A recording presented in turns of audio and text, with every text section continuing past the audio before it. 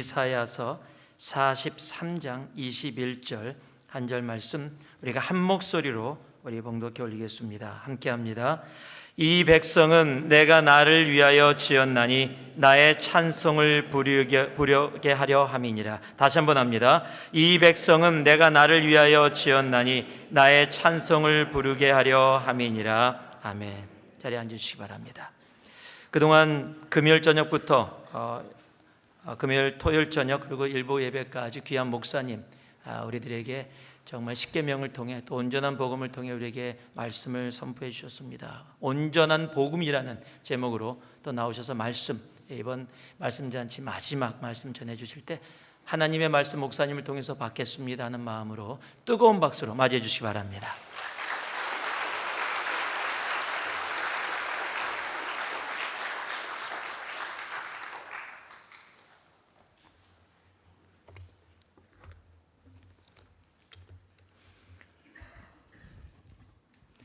여러분이 이미 잘 알고 계신 것처럼 오늘날 한국에서는 교회가 부흥의 시기를 맞고 있지는 못합니다.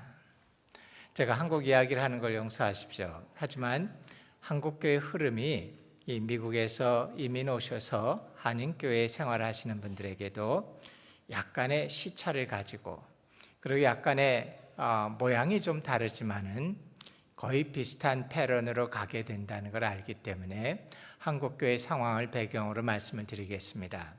하지만 이것이 어쩌면 오늘날 여러분의 모습일 수도 있고 잠시 후에 우리가 이런 패런이 될 가능성도 있다는 것을 가지고 말씀을 보시면 좋겠습니다. 한국교회는 요즘의 사회에서 어쩌면은 부흥의 시기가 아니라 어려운 시기를 맞고 있습니다. 몇 년 전에 기운실에서 발표한 통계가 한번 발표된 적이 있었는데 가히 충격적인 이야기를 우리에게 해줬습니다. 물론 매년 이 종교에 대한 신뢰도 조사가 발표되지만 몇 년 전의 통계를 제가 특별히 좋아하는 이유는 그 해에는 독특하게 복수응답을 하게 했습니다. 그래서 한국의 여러 종교를 나열해 준 다음에 한국 사람들에게 이 중에서 당신이 신뢰할 만한 종교를 전부 다 표시를 해보십시오라는 조사를 했습니다. 결과는 이렇습니다. 여러분들이 이미 잘 알고 계신 것처럼 한국 사람들이 가장 신뢰하는 종교는 가톨릭입니다. 한국 사람들 중에 61.8%의 사람이 가톨릭 교회와 가톨릭은 신뢰할 만합니다 라는 대답을 했습니다. 61.8%라는 건 굉장한 겁니다. 어느 정도 굉장하냐면 우리나라에 있는 전체 가톨릭 신자 숫자의 6배쯤 되는 사람들이 가톨릭 교회와 가톨릭 신자는 신뢰할 만합니다 라고 대답을 한 겁니다. 두 번째는 불교였습니다. 55.1%의 사람들이 불교와 불교 신자는 신뢰할 만합니다 라는 대답을 했습니다. 이것도 굉장한 통계입니다. 55.1%라 그러면 우리나라에 있는 모든 불교 신자의 2배쯤 되는 사람들이 불교와 불교 신자는 신뢰할 만합니다 라고 대답을 한 겁니다. 그런데 개신교회를 신뢰할 만합니다 라고 대답을 한 사람의 비율은 28.1%에 불과했습니다. 이 28.1%는 어떤 비율이냐면요, 만약 그 가운데서 개신교 신자를 빼버린다면, 개신교 신자들이야 자기가 개신교 신뢰하니까 개신교 신자로 남아있겠죠. 그 개신교 신자를 빼버린다라면은 우리나라 사람들 가운데 10사람 중에 단 한 사람만 개신교와 개신교 신자들을 신뢰할 만합니다라고 대답을 한 겁니다. 28.1%라는 비율을 뒤집어서 본다면 우리나라 사람들 중에 72%가 개신교회와 개신교 신자들을 신뢰할 수 없습니다라고 대답을 한 겁니다.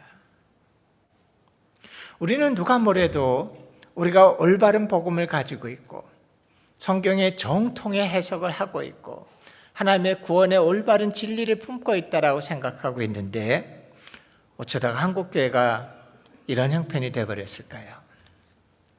오늘날 한국교회가 가지고 있는 문제는 한두 개가 아닙니다. 한 개, 두 개를 고친다 그래서 한국교회가 다시 살아날 것 같지 않은 상황입니다. 예를 들면 몇 가지만 간단히 소개해 드려도 일부 목회자들의 삶과 자질의 문제들이 있습니다. 또 형태만 좀 바뀌었고 세련됐지만 여전히 신앙의 중심을 보면은 기복신앙입니다. 교회 교육의 문제, 교회가 뭔가라는 교회론의 문제, 교회 정치의 문제, 개교의 이기주의의 문제 등등 한국 교회는 어쩌면 총체적인 변화를 요구하고 있는 시점인 것 같습니다. 그런데 신학자로서 저는 이 가운데서도 복음 그 자체에 더 관심을 두어야 되겠다라는 생각을 하게 됩니다. 왜냐하면 어쩌면 핵심적인 문제가 우리가 복음에 대해서 좀 부실한 이해를 하고 있는 것 때문이 아닌가라는 생각을 하게 됩니다. 아마 여러분들 쉽게 동의가 되지 않으실 겁니다. 예, 교회가 문제가 있는 거 압니다. 기독교에 약점이 있는 거 압니다. 하지만 신앙생활과 복음에 대해서는 우리가 누구보다도 확실하게 알고 있다고 생각하는데 어떻게 우리가 복음에 대해서 부실한 이해를 가지고 있다라고 언급할 수 있습니까? 그렇지 않은 것 같습니다. 우리의 신앙생활과 복음 그 자체를 조금만 깊숙이 들여다본다면은 그 안에 의외로 너무나 많은 부분이 왜곡된 내용으로 있는 것을 보게 됩니다. 오늘 제가 이 이야기를 하려는 것이 메인 띠임이 아니기 때문에 제가 그냥 간단히 제목만 언급하고 넘어가 볼까요? 우리가 알고 있는 복음 가운데 이런 문제들이 있습니다. 삶의 변화가 없는 회개. 회개는 I'm sorry God, I feel sorry 그런 게 회개가 아닙니다. 그거는 회개를 시작하기 위해서 문제를 발견하는 것뿐입니다. 회개라는 건 내가 하나님 앞에 잘못됐다는 걸 인정하고 거기로부터 방향을 돌이켜서 다른 방향으로 삶을 살아가기 시작하는 삶의 변화를 회개라고 그럽니다. 그냥 just I'm sorry God 하는 것은 회개가 아닙니다. 오늘날 많은 교회에서 회개는 just sorry, I'm sorry God, I feel sorry 이거를 회개라고 착각합니다. 실제로는 회개가 없습니다. 아무런 삶의 변화가 없는 회개. 주님이 아닌 구세주 개념. 많은 분들이 착각해요. 구원받는 건 예수님이 내 죄를 용서해 주신 구세주로 믿으면 되는 거고 그분이 내 인생에 로드십을 가진 주님이라고 믿는 건 그거는 좀 헌신되고 성숙한 사람들의 일이라. 아니요. 예수님이 두 분 계시지 않습니다. 주님이 아닌 구세주 개념만을 받는다는 게 가능할까에 대해서 우리는 솔직히 잘 모르겠습니다. 성화와 영화가 따라오지 않는 칭의의 개념. 얼마나 어렵다함을 받았다라면 그 삶은 마땅히 성화와 영화의 삶으로 이어지고 열매가 나와야만 됩니다. 만약 전혀 성화나 영화의 열매가 나오지 않는 그 칭의가 정말로 여러분들을 구원시킬 수 있는 칭의인지 잘 모르겠습니다. 거룩함이 나타나지 않는 성령의 역사. 오늘날 전 세계가 빠르게 펜테코스탈라이제이션이 되면서부터 굉장히 많은 교회들은 뭔가 하나님의 초월적이고 초자연적인 신비한 능력에 관심이 많습니다. 방언이 터지고 신유가 일어나고 이적이 일어나고 환상과 비전이 일어나고 온갖 신비한 일들에 관심이 많습니다. 하지만 조심하세요. 성령은 거룩한 영입니다. 그냥 Holy Spirit이라고 부르는 거 아닙니다. 그분의 특성 자체가 거룩함입니다. 그러므로 뭔가 종교적이고 영적인 현상이 일어났는데 거기에 거룩함이 없다라면 함부로 그것을 성령의 역사라고 이름을 붙이면 안 됩니다. 장기적으로 본다면 짧은 시간에는 안 나타날지라도 장기적으로는 사랑과 희락과 화평과 성령의 열매가 따라와야지만 성령의 역사입니다. 모든 종교는 다 종교 현상을 가지고 있습니다. 초자연적인 일이 일어납니다.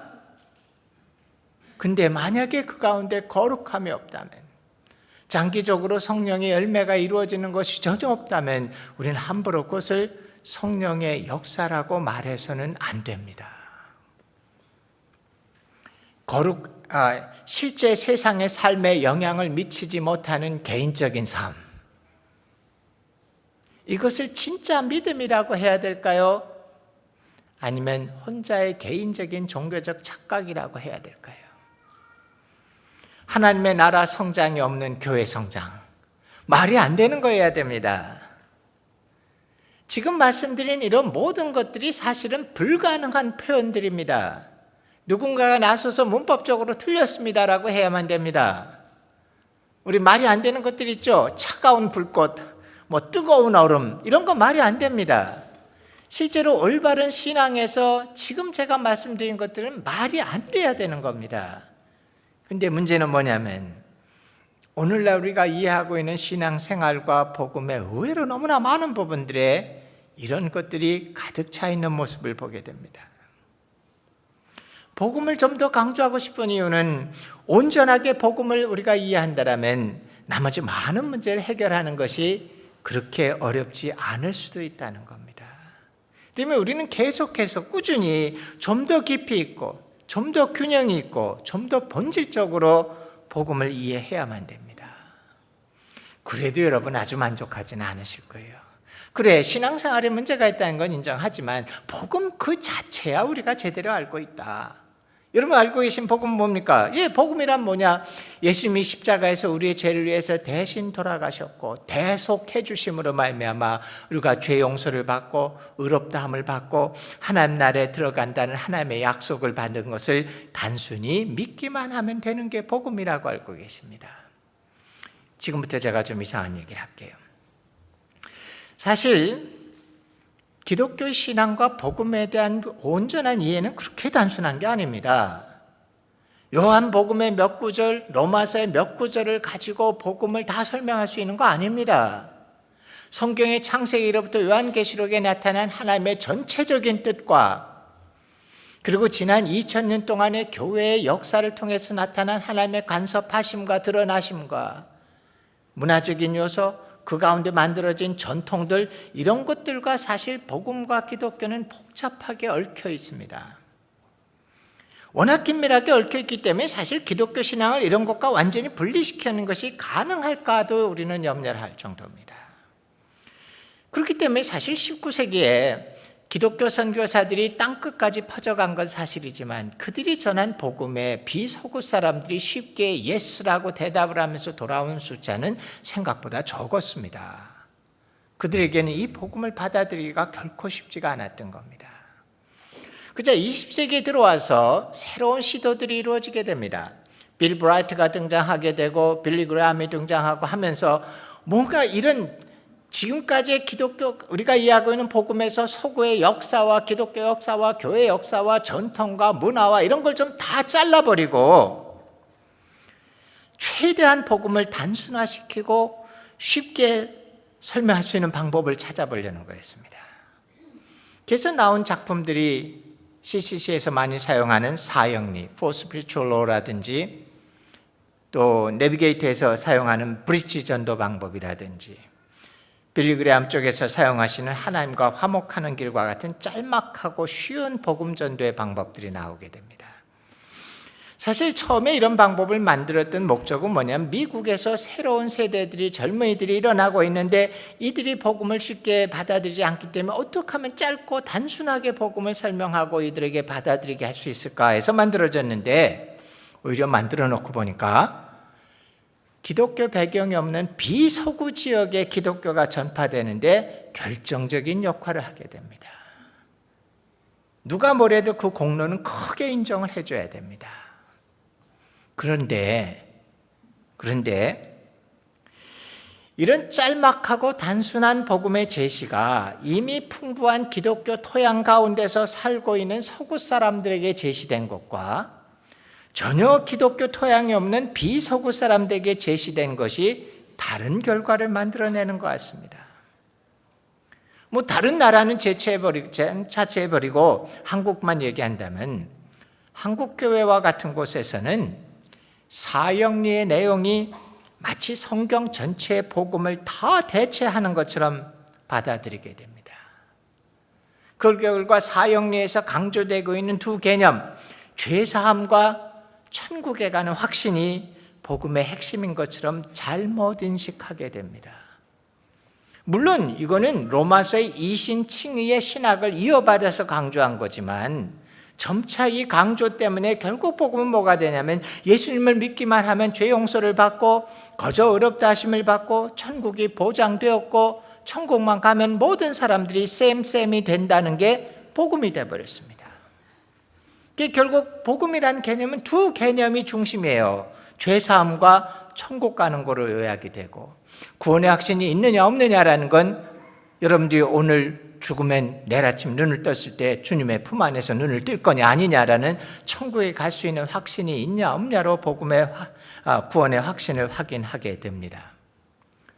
성화와 영화의 삶을 부인하는 사람은 하나도 없지만 죄사함, 칭의만 받으면 천국이 보장되기 때문에 사실은 성화와 영화는 그저 구색을 맞추는 장식품처럼 되어버렸습니다. 아주 엄밀히 얘기한다면 오늘날 복음은 죄사함을 믿기만 하면 실제로 게임 오버가 되는 겁니다. 화면에 지지지지지 하고 나오는 겁니다. 끝났다라는 겁니다. 결국 오늘날 복음이란 건 뭐냐? 죄사함 받고 천국 가는 개념만 남게 됩니다.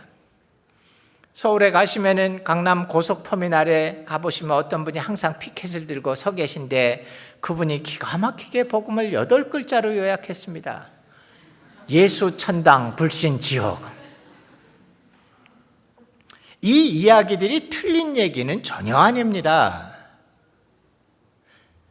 맞는 얘기입니다. 다만 문제는 뭐냐면 복음을 단순화시키는 과정에서 너무 잘라버려서 복음의 진짜 중요한 부분들이 충분히 강조되지 못하고 있다는 게 문제입니다.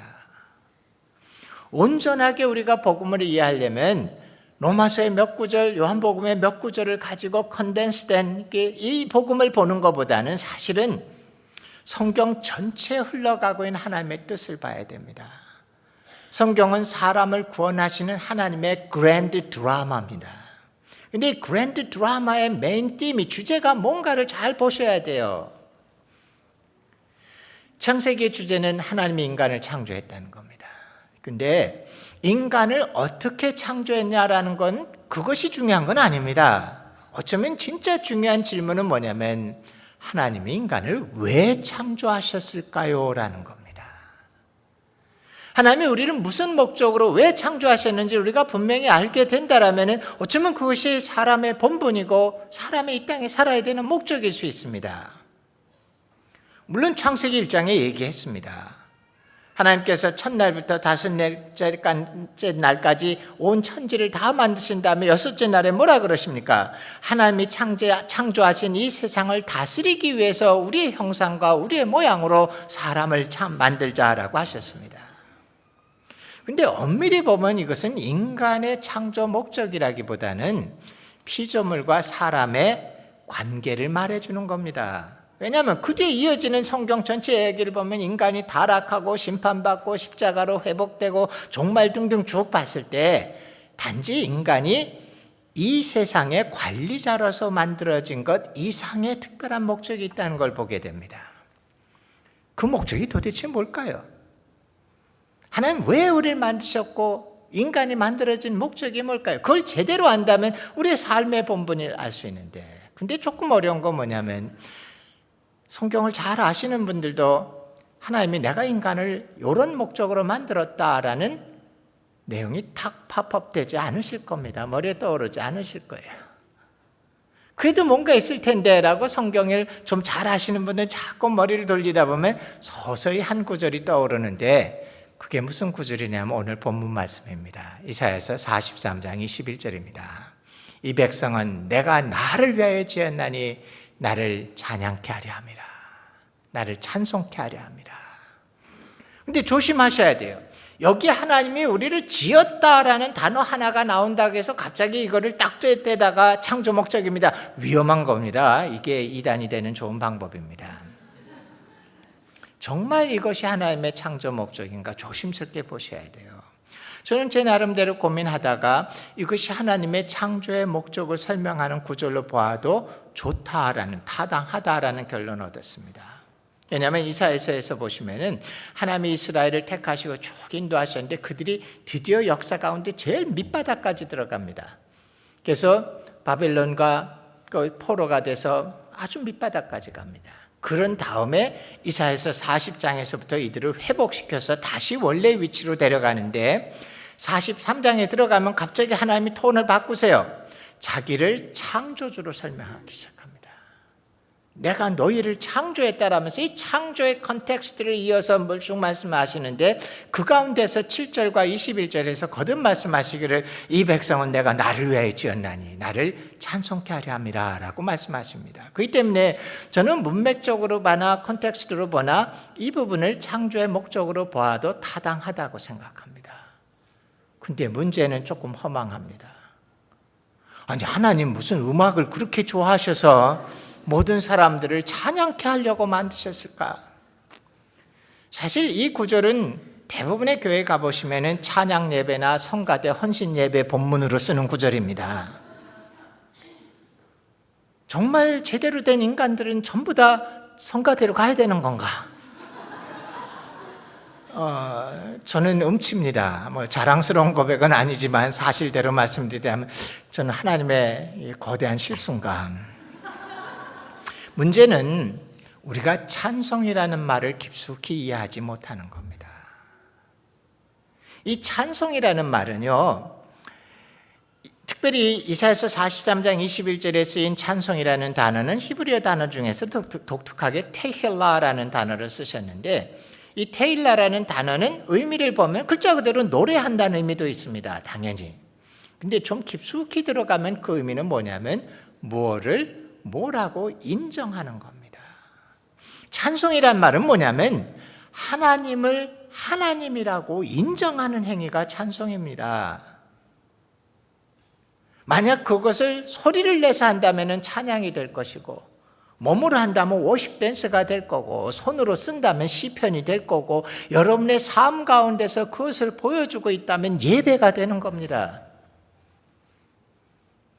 여기서는 테일라라는 단어를 썼지만 구약에 일반적으로는 찬양을 야다라고 표현하는데 야다의 의미도 들어가 보면 인정하다라는 의미가 있습니다.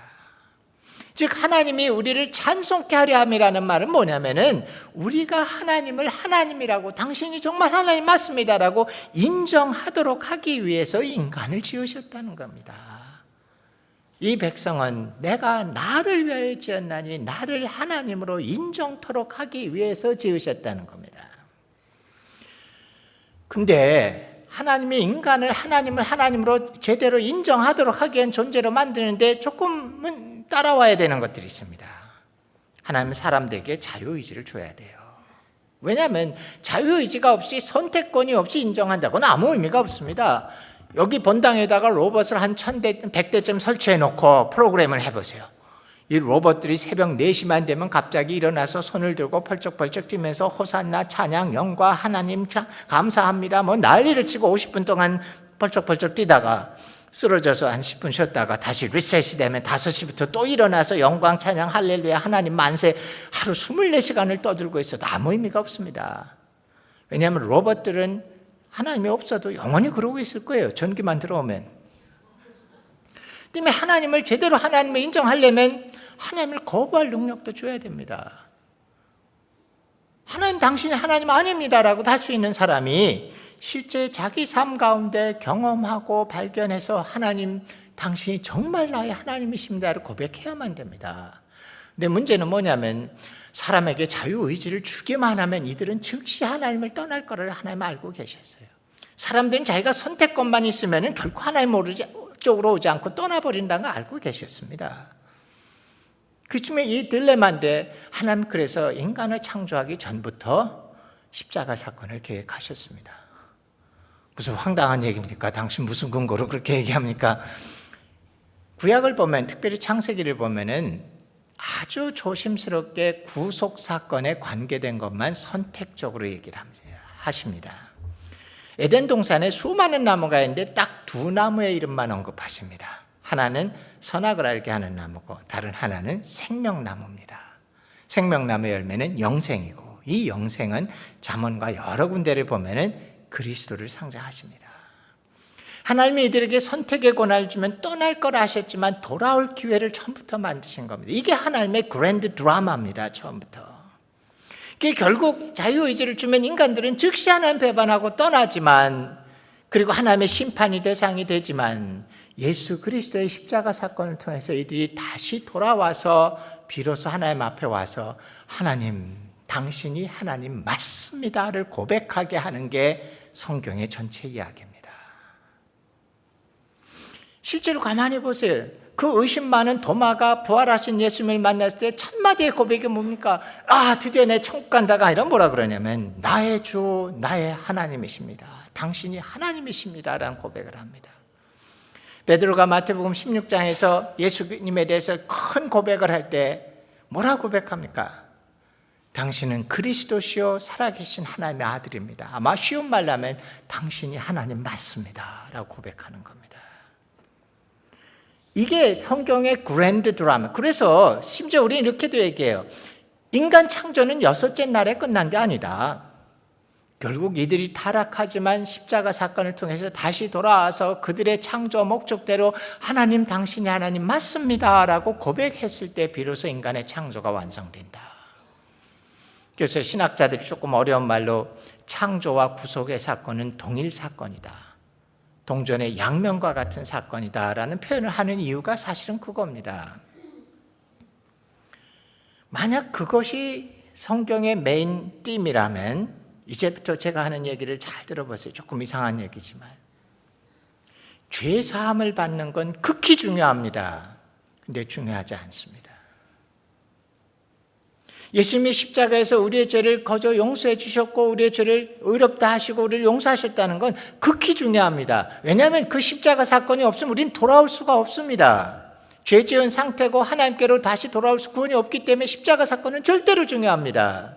하지만 중요하지 않습니다. 왜냐하면 죄 용서라는 건 하나님께 돌아오는 과정의 사건일 뿐입니다.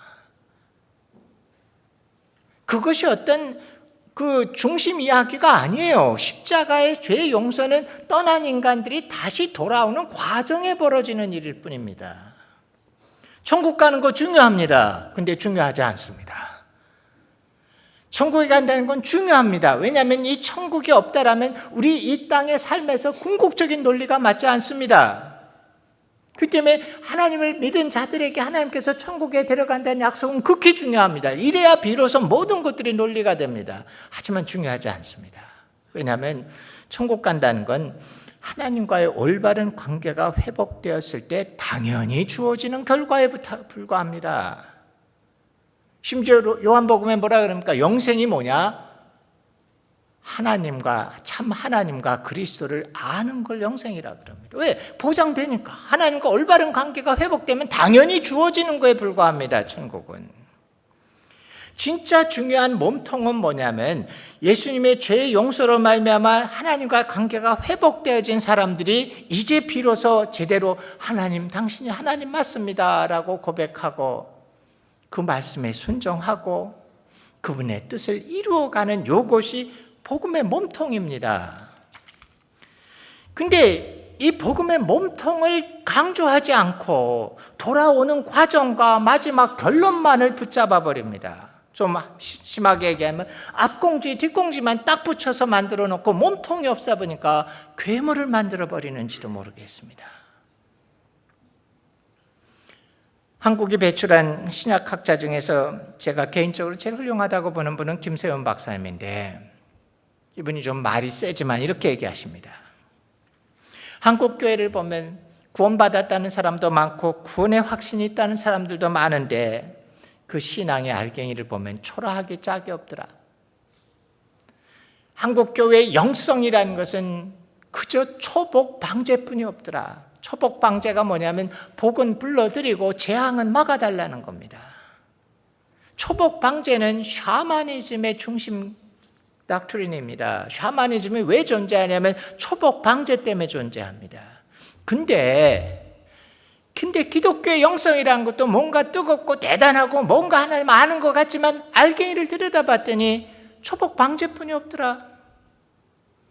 그들의 영성이라는 것이 하나님과의 깊은 관계에 관련된 뭔가 없더라. 초복 방제뿐이더라. 그리고 교회 신앙생활이라는 것은 알갱이를 보니까 해야 될 것 세 가지, 하지 말아야 될 것 세 가지뿐이 없더라. 해야 될 거 세 가지. 주일 성수, 헌금, 전도. 전부 다 교회 유지에 필요하니까. 하지 말아야 될 거 세 개. 술, 담배, 제사. 이것뿐이 없는 초라하기 짝이 없는 신앙이 되었다라고 그분이 얘기합니다. 예, 한국 교회가 죄 사함과 천국 가는 것 몸통을 빼버리고 앞공지 뒷공지만을 딱 붙여 놓으니까 괴상한 복음을 만들었는지도 모릅니다. 조심스러운 얘기지만 이런 복음은 우리가 이단이라고 정죄한 구원파의 복음과 별로 다르지 않습니다. 그 결과 오늘날 한국 교회를 본다면 건물을 따로 모이고 사람들이 따로 모이지만 그 안에 들어가 본다면 세상의 잘못된 가치관이 그대로 교회 안에 있는 걸 봅니다. 여전히 정직하지 않음과 음란과 부정과 속임과 미움과 시기와 파벌과 권력주의, 권위주의와 이기주의와 얌체와 모든 것들이 교회 안에 그대로 다 있습니다. 제가 어제 그저께 얘기한 것처럼 한국 교회 하면 기도 많이 하는 교회다라고 많은 사람들이 칭찬하지만 라틴 아메리카의 시골에 가든 아프리카의 구석에 가든 제가 꼬레에서 왔다 그러면 첫 번째 반응들이 기도 많이 하는 나라 그 교회에서 왔다고 얘기합니다. 근데 솔직히 저는 좀 부끄럽습니다. 기도 많이 하면 뭐 합니까? 우리의 그 기도의 내용을 보면은 예수 믿은 사람이나 안 믿은 사람이나 똑같이 자기 인생의 욕심과 자기의 만족을 추구하는 것 많은 것들을 놓고 다만 그 표현을 기독교적인 표현과 멋진 종교적인 포장지로만 바꿔놓으면 그게 기도가 되고 그게 신앙의 중심인 것처럼 착각하고 있는 거죠. 우리 기도가 다 뭡니까? 하나님, 내 아들, 딸 성적 잘 나오고 SAT 만점 됐으면 좋겠고 좋은 학교 갔으면 좋겠고 남편 사업 실패하지 않았으면 좋겠고 병 걸리지 않고 사고 나지 않고 나는 예수 믿으니까 암에 걸려도 기적적으로 치료받아야 되고 이게 사실 우리 기도의 대부분입니다. 기도 열심히 한다 그러지만 제가 어저께 비유로 좀 심한 비유지만 얘기한 것처럼 마치 뭐와 같으냐면 기도 신앙생활이라는 게 뭐냐면 하나님 내가 이쪽으로 가기 원하니까 빨리 가서 그 길 청소하시고 돌도 치워놓고 평탄케 하시고 장애물 없애고 내가 넘어지지 않게 편안히 가게 해주오. 잠깐 I just changed my thought. 이쪽으로 가려니까 하나님 빨리 이쪽으로 뛰어가셔서 이쪽 길을 평탄케 하시고 청소하시고 장애물이 없게 하시고 그게 신앙이 아닙니다. 올바른 신앙은 하나님의 말씀과 가치에 따라서 내 욕심을 포기하고 버리고 스스로 하나님 앞에서 자족하고 감사해야 되는데 우리 신앙 기도는 많이 하지만 이 기도의 삶이 정말 하나님 마음에 합한 건지 잘 모르겠습니다. 몸통이 없는 것 같아요. 어떤 커다란 비즈니스를 하는 분이 교회에 우연히 인도받아서 하게 됐습니다. 성경을 배우고 예배에 참석하면서 이분이 신앙을 하나씩 배워갑니다. 목사님은 은근히 마음속에서 저분이 이제 예수 믿을 때가 다 됐다라고 생각을 합니다. 마지막 파이널 블로우 하나만 있으면 영접 기도만 하면 이제 구원받겠다. 또 어느 날 이분이 심각한 표정으로 목사님을 찾아왔습니다. 그리고 이런 얘기를 합니다. 목사님, 나 예수님 믿는 게 이런 건지 몰랐는데 알고 봤더니 이거 심각한 문제입니다. 아시다시피 제가 하는 비즈니스에 직원들이 얼마나 많고 연관된 다른 비즈니스와 수많은 사람들과 연관이 있는데 제가 예수님을 믿고 나면은 지금까지 비즈니스 해왔던 방식으로 할 수 없다는 걸 발견했습니다. 내가 예수님을 믿고 나면 지금까지 살아왔던 방식대로 살 수 없다는 걸 발견했습니다. 이거 심각한 문제입니다. 목사님, 나 예수 믿는 거 좀 심각하게 다시 생각해 보겠습니다. 목사님이 그분에게 얘기하기를 지금 아주 잘하고 계신 겁니다. 복음이 뭔지를 알아가시는 겁니다. 죄 사함을 받았다, 의롭다함을 받았다는 건 천국 간다에게 연결시키는 게 아니라 죄 사함을 받았다, 의롭다함을 받았다라는 것은 천국 가는 것보다는 하나님과 올바른 관계가 회복되었다로 이해해야만 됩니다. 이제 하나님과 올바른 관계가 회복이 되었다면 이제부터 복음의 몸통을 살아야 됩니다. 그는 하나님을 온전히 인정하고 그 말씀에 순종하고 그분의 뜻을 이루어가는 겁니다. 이것이 헌신된 일부 사람들이 하는 게 아닙니다. 이거 자체가 복음입니다. 하나님을 하나님으로 온전히 인정한다는 것은 어쩌면 그분을 경외하는 삶이고, 그분의 말씀에 순종한다는 것은 거룩함과 믿음을 의미할 수 있고, 그분의 뜻을 성취한다는 건 하나님의 나라를 이 땅에 이루는 일을 동참한다는 겁니다. 그게 복음의 몸통입니다. 아마 하나님의 나라를 이루어 간다는 것이 우리에게 중요한 것일 텐데, 이것은 사람마다 조금씩 달라요. 쉽지가 않습니다. 문제는 전도하고 성경 공부하고 제자 훈련 받고 그런 건 하나님의 나라를 이루는 것도 아니에요. 그거는 솔직히 말한다면 그냥 순종하는 겁니다. 이 세상에서 하나님의 나라는 성취되지 않습니다. 하나님의 초자연적인 간섭이 없이는 종말의 때가 되기 전에 하나님의 나라는 이루어지지 않지만, 교회와 성도들은 그럼에도 이 세상 가운데서 하나님의 나라의 맛을 세상에 보여주고, 세상에 하나님의 나라를 도전해 줄 수 있고, 하나님의 나라의 사람들을 초청할 수 있는 something, 뭔가를 이루어 가야 됩니다. 하나님의 나라를. 쉽지가 않아요. 사람마다 좀 다를지 모릅니다. 저는 신학교 교수입니다. 그리고 한국에서 선교 분야 일을 하는 사람입니다. 제가 하나님의 나라를 이루는 방법 중에서 아마 메인 바디는, 저는 신학생들을 정말 하나님 앞에 겸손하고 제대로 된 목사로 훈련시키는 것이고, 선교사 후보생들을 교회 없는 땅에 보내서 교회를 세우도록 잘 훈련시키는 게 제가 하나님 나라를 이루는 방법일지 모릅니다. 여러분들이 직장에 다니고 있고 비즈니스를 하고 있다면 어쩌면 여러분들이 하나님의 나라를 이루는 방법은 정직하고, 말에 정직하고, 부정한 돈에 손대지 않고, 나를 위해 다른 사람을 희생시킨 게 아니라 내가 다른 사람을 위해 희생시켜주고, 넘어진 사람 좀 밟고 가지 않고 일으켜주고 세워주고, 하나님의 새로운 가치를 이 세상 가운데서 보여주는 것이어야 될지도 모릅니다. 여러분이 가정주부라면 하나님의 법대로 자녀를 키우고 죄를 가르쳐주고 해야 될지 모릅니다. 근데 일부 예배는 시간이 모자라서 여기까지만 얘기했지만, 제가 이렇게 설교하면 와이프가 집에 가서 뭐라 그런 줄 아세요? 당신 설교 전형적인 목사들 설교야. 뜬구름 같은 얘기야. 예, 제가 잘 압니다. 왜냐하면 제한된 시간에 말하기도 그렇지만 어쩌면 목회자들이 여러분의 아픔과 현실을 잘 몰라요. 세상이 그렇게 만만합니까? 직장생활이 그 취미생활로 하는 겁니까? 얼마나 많은 경쟁과 온갖 해괴한 사람들 속에서 쉽지 않은 직장생활을 해나갑니다. 미생이라는 드라마 보셨어요? 한국 3대 인기는 저도 다 보지 못했습니다. 앞공지만 조금 봤는데 얼마나 이 세상에서 살아가는 게 만만치 않은 걸 보여줍니다. 끊임없는 경쟁 가운데 한국의 대부분의 회사에 보이지 않는 모토가 뭐냐면 밟지 않으면 밟힌다예요. 회사의 모토가 밟지 않으면 밟힌다. 이런 속에서 치열하게 사는데 내가 어떻게 승리하고 내가 어떻게 하나님의 나라를 이룰 건가, 우리는 사실 잘 가르쳐주지 않아요. 목사인 저도 깝깝해요. 목사 직장에서 맨날 고통당하고 힘들고 정말 힘든데, 목사님들은 목사님 저만 얘기할게요. 목사는 설교할 때 항상 하나님께 다 맡겨라. 어떻게 맡기라는 거예요? 이 말의 의미가 내일 아침에 직장을 가란 말입니까? 말란 말입니까? 사표를 내란 말입니까? 말란 말입니까? 우리가 너무 소프트한 신앙을 가르쳤다고요. 한국의 어느 큰 교회에서 청년부 수련회 인도한 적이 있습니다. 청년부만 3,000명이에요. 그리고 강남에 아주 유명한 교회고 아주 엘리트 프로페셔널들입니다. 근데 제가 그들에게 이런 얘기를 했어요. 대부분 우리나라에서 제자훈련으로 제일 유명한 교회고 대학생 때부터 제자훈련을 잘 받았습니다.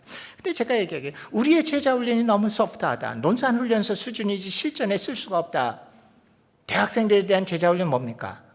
중요한 부분은 매일 큐티하고 기도 수첩을 가지고 기도 제목을 확인하면서 기도하고, 암송 몇 구절 하는지 확인하고, 성경 공부 교재 몇 권까지 했는지, 내가 양육하는 형제나 자매에게 일주일에 몇 번 전화하고 양육 편지 몇 번 보내는지, 그런 리스트예요. 예, 대학생 대행 필요합니다. 근데 이 대학생들은 현실을 살고 있는 사람들이 아니에요. 직장에 들어가 보세요. 심각한 현실 가운데서 이렇게 훈련이 잘 된 사람일수록 셋 중에 한 사람이 됩니다. 첫째는 왕따가 돼요. 어울리지 못합니다. 저 사람들 전부 세속적인 얘기만 하고 세상적인 얘기하고 그저 모이면 술, 담배, 여자 얘기만 하고 자기는 그 가운데 못 어울려요. 직장 생활하다가 잠시 틈만 나면 없어져서 구석에 가서 성경 읽고 기도하고 있고, 점심시간에 밥 먹으러 갈 때 자기는 안 따라 나가요. 왜냐하면 따라 나가봐야 이게 뭐 이상하게 되니까 안 나가고 구석에 숨어 있고 왕따가 돼요. 두 번째 사람은 타협을 합니다. 세상은 세상이고 신앙은 신앙이었어. 이제 눈이 떠지는 것 같아. 세 번째 사람은 때려칩니다, 직장을. 그리고 신학교로 옵니다. 요즘 우리 신학교가 잘 된 이유가 그거 같아요. 아니요, 셋 다 실패입니다. 신앙은 이런 어려운 현실 가운데에서 하나님의 나라의 가치를 가진 사람들이 승리하는 맛을 보여주는 겁니다. 쉽지가 않아요. 그 때문에 교회가 필요한지 몰라요. 여러분 교회 목장이 있죠. 여러분 목장마다 모여서 맛있는 음식 먹고 그 주에 야구 누가 이겼는가를 의논하고 끝나지 마시고, 사실은 직장에서 이런 상황 가운데 승리하는 삶이 뭔가를 서로 의논하고 공부하고 연구해보고 찾아보고 말씀을 참조하고 서로 경험을 나누고 쓰러지면 다시 와서 격려해주고 세워주고 또 해보게 하고, 이 세상에 승리하기 위해서 서로를 세워주는 게 신앙이어야 됩니다. 가정에서 하나님 나라를 이루라 말은 쉽죠. 어떻게 하라는 거예요? 이 사춘기에 그냥 버리고 싶은 애들 어떻게 하라는 거예요? 이건 농담이지만 아브라함이 이삭을 바치라 그랬더니 뒤도 안 돌아보고 바친 이유는 이삭이 사춘기였기 때문에 그렇답니다. 와이프에게 물어보지도 않고 얼른 갖다 죽이려고 그러잖아요. 이런 상황에서 마약과 술과 온갖 힘든 세상의 현실 가운데서 우리 애를 어떻게 키우라? 그러기 위해서 서로 모여서 의논하고 실패하고 아픔을 격려하고 찾아보고 연구해야 돼요. 신앙이라는 게 그렇게 쉽게 주일날 예배 한번 드리고 가면 세상에서 승리할 줄 아세요? 어떻게 승리할지를 서로 머리를 맞대고 의논하고, 목사님들이 오히려 잘 몰라요. 세상의 직장의 아픔과 현실을 모를 수도 있어요. 여러분들끼리 머리를 맞대고 어떻게 승리할지 찾아가면서 결국 우리가 그렇기 때문에 혼자서는 못합니다. 공동체로서 삶을 나눈다는 말이 뭐예요? 그저 지난주에 뭐 했는지 나누란 말이에요. 이 세상을 승리하기 위해서 우리가 서로 세워주면서 하나님의 나라를 이 땅에 이루어가는 겁니다. 목사들은 코치예요. 이런 비유를 써봤어요. 오늘날 신앙이라는 게 뭐냐? 축구하러 들어갔는데 80%는 관중석으로 올라가 버려요. 나 입장료 냈으니까, 헌금 냈으니까 구경만 하겠다. 근데 공들 좀 잘 차봐라. 근데 웬만하면 잘 차봐라. 재밌게 차라. 구경 좀 하게. 근데 공 찰 만한 사람은 다 경기장 밖으로 나갑니다. 신학교 가서 코치가 되겠다는 거예요.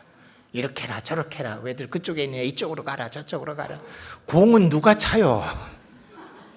공을 누가 차요?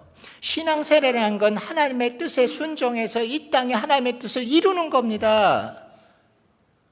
오죽하면 제가 청년 집회를 다니면서 이런 얘기를 합니까? 신학교 올 사람은 베개 하나만 있어도 모든이 나쁘다. 제발 올바로 된 신앙의 사람들은 이 땅에서 하나님의 나라를 이루는 맛을 보여주십시오. 어렵지만 모여서 함께 의논하면서, 그것이 우리의 신앙의 복음의 몸통입니다. 거듭말하지만 이것이 헌신된 사람들의 특별한 영역의 삶이 아니라는 겁니다. 이게 복음입니다. 앞공지 뒷공지만 붙잡고 있으면 괴물입니다. 그렇기 때문에 믿음으로 죄 사함을 받았다라는 것은 게임 오버가 아니라 게임의 시작입니다. 이제 하나님과 올바른 관계가 회복됐기 때문에 그분을 제대로 하나님으로 인정하고 말씀에 순종하면서 하나님의 뜻을 성취하는, 그것을 이루어가는 게 복음입니다. 이 백성은 내가 나를 위하여 지었나니 나를 인정케 하려 함이라는 말에 이 뜻이 뭔지를 잘 아셔야 돼요. 이것만 이루어졌다면 어쩌면 오늘날 기독교가 이렇게 신뢰를 이룰 수는 없습니다. 다른 말로 한다면 하나님 변치 않았고 예수님의 십자가에서 이루신 복음 변치 않았습니다. 문제는 우리가 복음을 어쩌면 부실하게 이해하고 있고 몸통을 잃어버렸는지 모릅니다. 회복하셔야 됩니다. 기도하겠습니다. 아버지 하나님, 이사야의 말씀을 다시 오늘 아침 기억합니다. 우리를 하나님을 온전히 하나님으로 인정하고 그 말씀에 순종하고 그 뜻을 성취하는 자로 만들기 위해서 십자가에서 돌아가셨고 우리를 구원하셨는데, 우리가 온전한 복음으로 회복되도록 도와주시옵소서. 예수님의 이름으로 기도드렸습니다. 아멘.